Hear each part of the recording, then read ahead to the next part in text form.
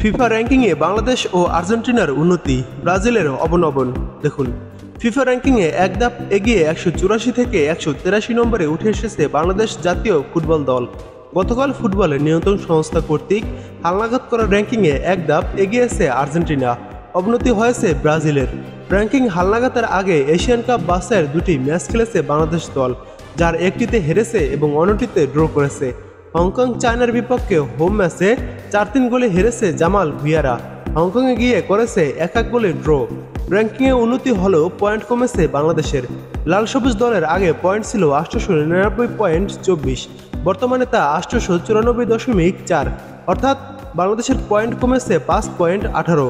মূলত Brunei Darussalam 19 point হারিয়ে 2 ধাপ নিচে 185 নম্বরে নেমে যাওয়াতেই এগিয়ে যাওয়ার সুযোগ পেয়েছে বাংলাদেশ দল। বাংলাদেশ এগোলেও হংকংয়ের 2 ধাপ অবনতি হয়েছে। 146 নম্বর থেকে 148 নম্বরে নেমে গেছে দলটি, যদিও তাদের পয়েন্ট 5.18 বেড়ে এখন হয়েছে 1052.54। দলটির আগের পয়েন্ট ছিল 1047.36। ফিফা র্যাঙ্কিংয়ে শীর্ষস্থান ধরে রেখেছে স্পেন। আর্জেন্টিনা 3 নম্বর থেকে উঠে এসেছে 2 নম্বরে। 2 থেকে 3 নেমে গেছে ফ্রান্স।